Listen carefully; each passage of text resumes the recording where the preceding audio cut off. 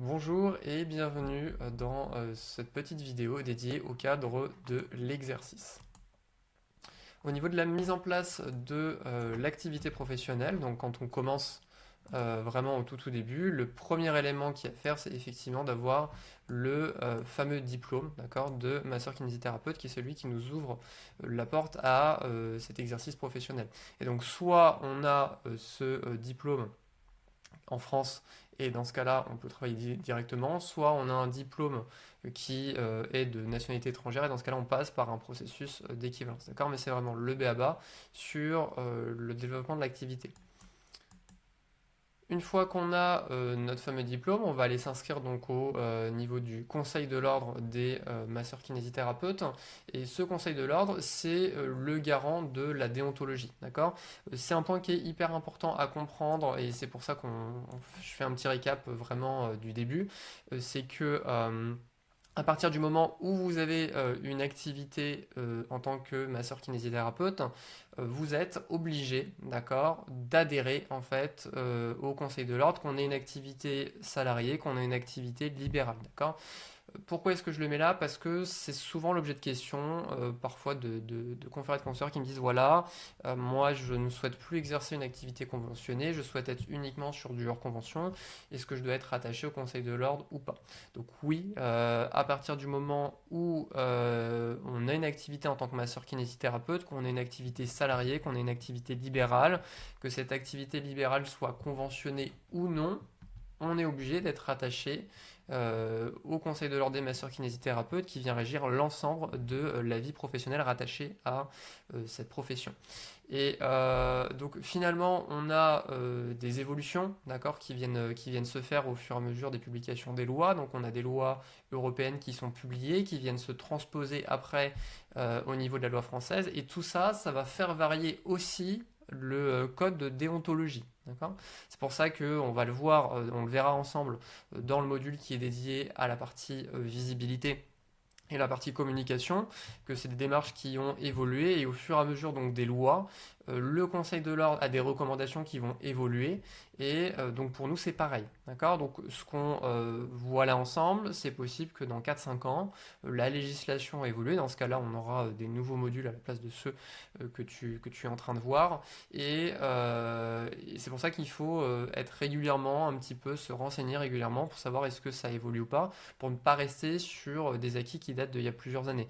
Là, récemment, en webinaire, j'ai discuté avec un confrère qui me demandait par exemple est-ce que pour une activité conventionnée et une activité déconventionnée, est-ce qu'il faut de locaux séparés, est-ce qu'il faut deux entrées séparées, etc. Ça a évolué, il y a des choses qui se faisaient il y a quelques années qui ne se font plus maintenant.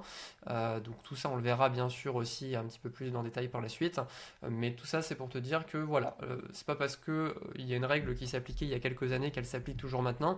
Et donc c'est important de rester toujours dans l'actualité, aussi bien en termes de déontologie qu'en termes de loi, pour savoir effectivement comment bien se positionner, mais ne t'en fais pas, tout ça, on va le voir ensemble. Le mode d'exercice, donc on en a parlé un tout petit peu juste avant, on a des modes d'exercice qui peuvent être très différents. On a l'activité libérale qui est celle qui est la plus prisée par les masseurs kinésithérapeutes une fois diplômés. Il y a une étude qui a été faite qui indiquait qu'en 2021, il y avait à peu près 85% de masseurs kinésithérapeutes en activité libérale et 15% qui s'orientaient vers le salarié exclusif. D'accord. Et dans ces 85%, on a une partie libérale et une partie mixte. D'accord. Donc ça, on va en parler juste après. En sachant qu'à l'heure actuelle, sur un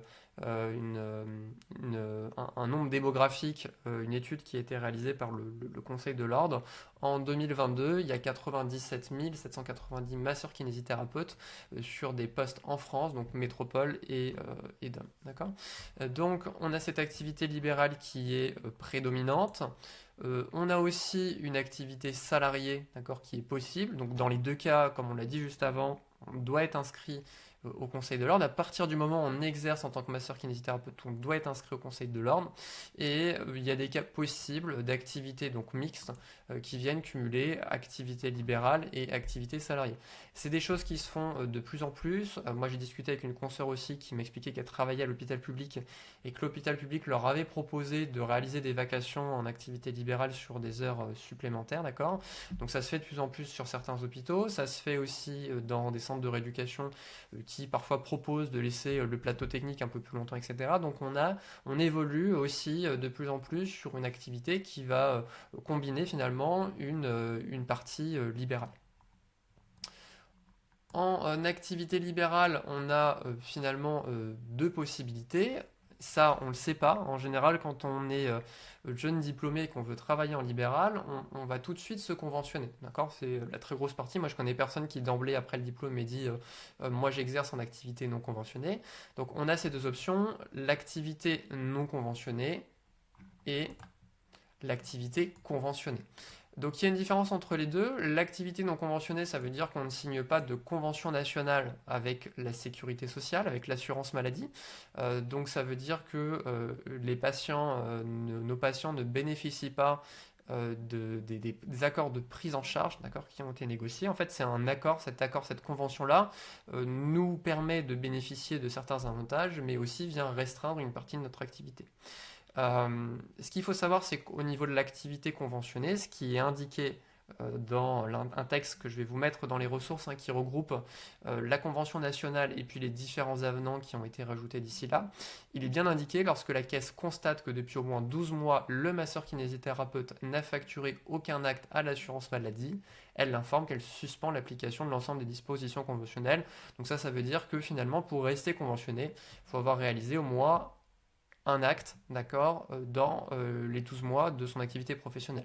Ça, c'est quelque chose qui m'est pareil régulièrement demandé parce que si à un moment donné, vous faites évoluer votre activité finalement hors convention, d'accord? Donc ça veut dire que c'est des actes pour lesquels il n'y a pas de négociation avec l'assurance maladie, ça veut dire qu'il faudra réaliser au moins une séance conventionnée, d'accord? Qui est un acte qui appartient à la NGAP pour pouvoir conserver votre conventionnement. Voilà. Et après, c'est une stratégie de toute façon qui va se discuter sur le long terme, de savoir est-ce que quand je développe beaucoup mon activité hors convention, est-ce que c'est intéressant pour moi d'être attaché et de garder une partie conventionnée ou pas, d'accord?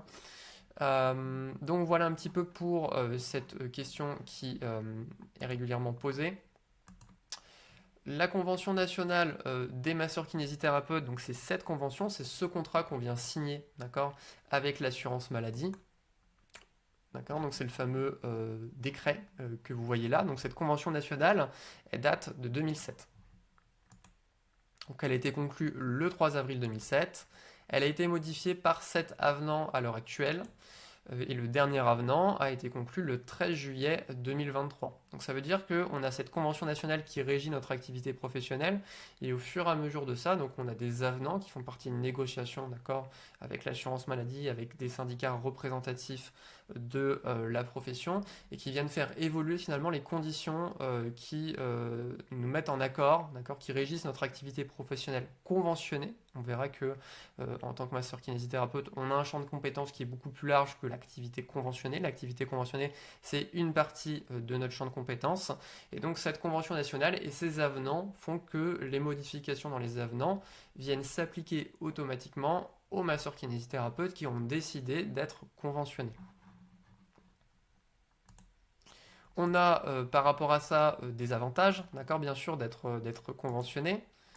On va voir, donc on en a parlé avant, le remboursement pour les patients des soins conventionnés. Donc dans les actes que vous avez de la NGAP, vous avez la possibilité, vos patients sont remboursés des cotations, d'accord, et du tarif qui est associé à la cotation.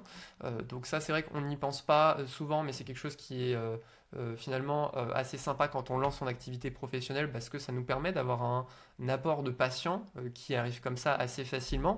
Si on n'avait pas ça, ça voudrait dire qu'il faudrait commencer une activité professionnelle en sachant que les patients ne seront prêts à rembourser au début, donc on aurait un lancement d'activité professionnelle qui serait beaucoup plus long. D'accord ? On peut faire le parallèle avec les ostéopathes. Si on démarrait une activité qui ne serait pas conventionnée, on aurait une activité qui serait proche en termes de développement d'activité à l'ostéopathie, dans le sens où où les patients ne seraient pas remboursés d'emblée par l'assurance maladie. On a aussi d'autres avantages, d'accord, je ne vais pas tous les lister, mais il y en a certains tels que l'aide à l'installation au maintien de l'activité. Donc ça, vous avez l'assurance maladie qui propose sous certaines conditions ces aides-là. Vous avez aussi des aides à la télétransmission, parce que vous allez télétransmettre vos feuilles de soins, d'accord, à l'assurance maladie. Une feuille de soins, c'est comme une facture pour l'assurance maladie. Et on va retrouver le revers de la médaille aussi, et qui est beaucoup source d'interrogation, c'est que finalement le fait d'être attaché à cette convention nationale nous oblige de respecter certaines conditions pour rester finalement dans les termes de l'accord avec l'assurance maladie. Donc effectivement, ça oblige au respect de la convention sous peine d'indu si par exemple on cote mal les actes ou de déconventionnement. Et on a plusieurs règles qui sont donc dans cette convention nationale, d'accord, dont des règles qui viennent régir la mise en place du dépassement d'honoraires ou le fameux DE, d'accord. C'est pour ça que c'est important de planter un petit peu le décor sur cette convention nationale pour effectivement voir ce qu'il faut mettre en place. Alors, hop, j'ai mon assistante qui a décidé de venir. Donc merci à vous de votre attention pour ce module. Dans les prochains modules, on va voir la mise en place donc, du hors convention. Vous allez avoir un module dédié au hors convention, un module dédié au dépassement d'honoraires et on fera aussi un comparatif final sur la différence entre les deux.